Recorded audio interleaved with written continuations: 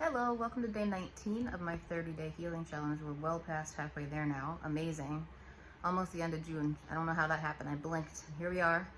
I don't know about where you are, but it's quite hot and humid here, which it's not summer yet, so I'm a little disappointed. This is a perfect way to bring up today's topic, actually. Today I want to talk about acceptance. Acceptance of what is, acceptance of ourselves, when we are unable to change the circumstances. So this is something that's been so helpful for me over the last few years as I was trying to heal the traumas and the false beliefs and heal myself physically. I started to watch my thoughts, my egoic thoughts, notice them. So many of my thoughts were sapping energy that I didn't have to use up. So I challenge for you today and every day, starting now, to watch your thoughts, notice your thoughts, and see how much energy those thoughts are taking up, especially the negative ones. Are they worth it? Now, this brings me to prayer and positive action. If you have a problem with yourself, with your situation, with your circumstances, with your environment, with somebody else, well, we know we can't change anybody else. We can only change ourselves. If you have a problem, think about it, pray on it, think about a solution, think about positive action. What can you do to change this circumstance? Is there anything that you can do to make it better on yourself and for those around you? If there's not, it's a perfect time to practice surrender. If you cannot change a situation, you'd be amazed at how much energy you are robbing yourself of. Energy that could be put towards solutions or put towards anything else besides wasting your time worrying about something that you can't change.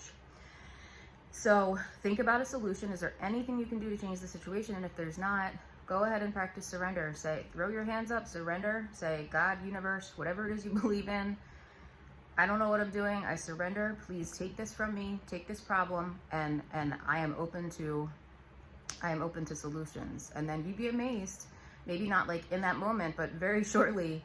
Keep open. Keep your heart open. Keep your mind open, and know that your solutions will come, and they will. You need to flow like water, like I like to talk about.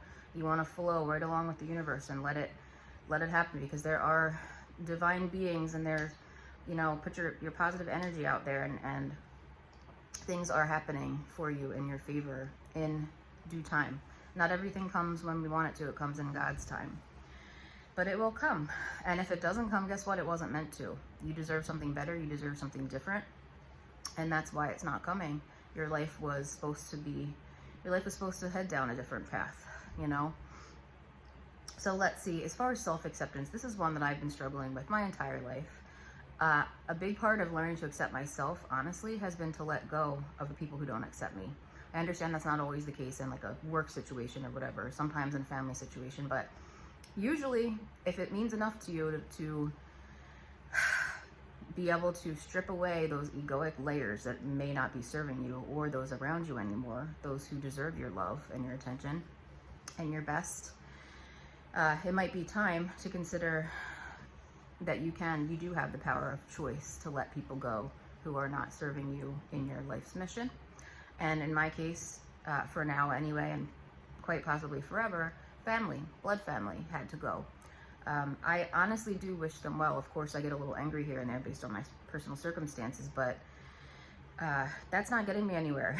I used to spend hours every morning fighting off thoughts of anger and rage towards my situation and my childhood and my upbringing, what it did to me and my health. And now, instead of letting my mind travel down that path of hours and hours of just ridiculousness, and it was all for my ego. My brain was doing that. My ego was doing that so that I would remember why I had every right to be mad and be the victim and be angry. And was that doing me any good? No, it wasn't doing anybody any good. It was literally hours wasted being angry at people that I'm not even gonna talk to again. It was silly. So I had to heal that, and I've been working on that. I find now that as soon as my thoughts drift towards something that just doesn't need to be thought about anymore, I catch it, I cut it right off at the pass. Is this helping anything? No. And I'm sure some of that had to happen. I believe that some of those hours and hours of anger and rage and sadness, I think I had to feel a lot of that, had to feel it, remind myself why I had to say goodbye and cut those ties, those toxic ties that were binding me to smallness. And now that I have done that, cut those ties, I find it so much easier to say no when I need to say no. I'm not saying that you should just shoot everybody down, you know, that needs something from you. I'm just saying that if you're wasting your energy going against the way you really feel and going against your heart, you're not doing anybody any favors. You're really not. So I'm learning to accept myself as I am. I'll just be honest. Some of the things I struggle with myself the most are mainly because of ways like my maybe parents made me feel when I was little, things that other people said to me that made me feel like I wasn't good enough, or that I was different, or I was strange or weird. I'll just throw a couple of them out there. I'm an open book. These aren't anything great anyway, not that exciting anyway. But for me, self-acceptance, let's see. I am not a terribly social creature. Don't get me wrong. I like people. I like to spend a few hours on occasion with people who I can relate to and I can have, you know, more intimate conversations with. I don't really enjoy small talk, but I can go out and have a little small talk, and like, I'm just gonna be honest, I'm a loner. And I'm not shy. I'm definitely not stuck up or snobby or anything like that, but I definitely absorb other people's energies. I can just walk into a grocery store and I can feel other people's energies. I notice people's emotions. I'm very empathetic, and I know so many people can relate to what I'm saying when you're actually, so now I have to sort of put an energy force around myself and ask a gatekeeper, a divine gatekeeper to you know, please protect my energy. And you'd be surprised, it actually does help. But I find people to be energy sapping sometimes, especially ones with really big, loud personalities and lots of opinions. I am not judging these people any more than I'm judging myself for being a loner. I'm working really hard to do a bit of a judgment detox all around here. So, yeah, so that's my thing. I have like my mom's voice from when I was a kid in my head, and you know, I never wanted to be, and first of all, I was quite depressed for good reason, right? So no, I wasn't interested in proms and homecoming queen, and I wasn't a cheerleader. I was none of those things. I was struggling to keep my head above water every day. I was struggling to survive. So I've carried this with me my whole life. So I'm very sensitive about when people say I'm antisocial, or say it in a bad way. And now it's to the point people know that's just me. That's just Meg. You know, like that's a part of who I am. It's part of my ego anyway.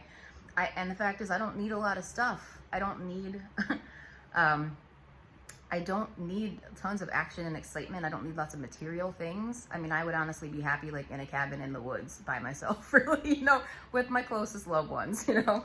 And I have wonderful, fantastic friends. I feel a little strange and different because I'm probably the least social person I know.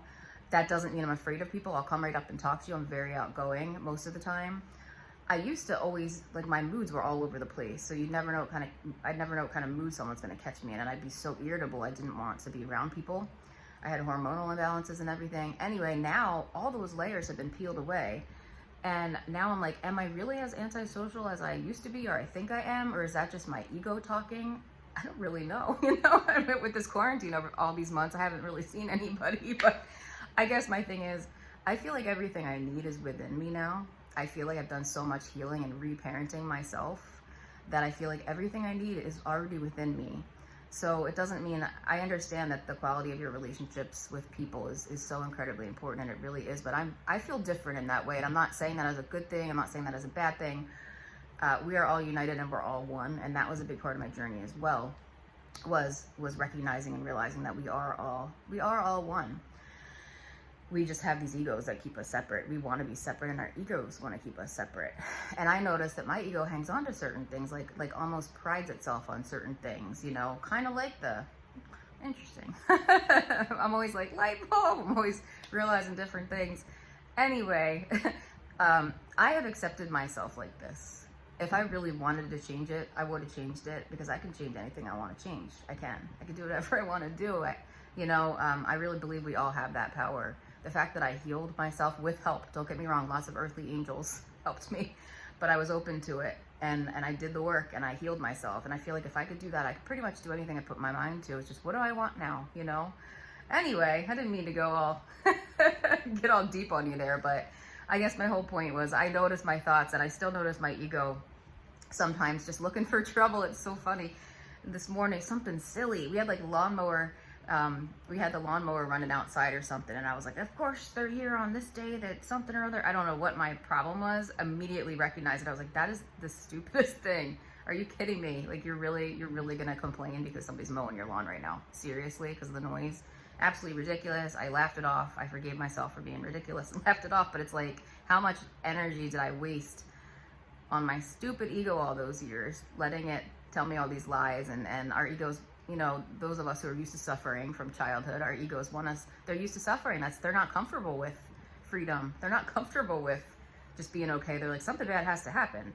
And a lot of us sort of turn you know, the pain inward on ourselves. So lots of self-sabotaging behaviors and addictions. And I'm peeling these layers one layer at a time. And I mean, I'm here now. I'm on the other side.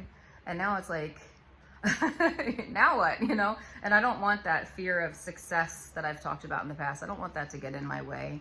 So right now, I'm just kind of enjoying the freedom of being healthy. I'm enjoying my husband and my daughter and my puppies and nature. And I'm trying not to worry too much about silly egoic things because I'm not here on this planet for long. Does it really matter if other people think I'm antisocial? Does it really matter?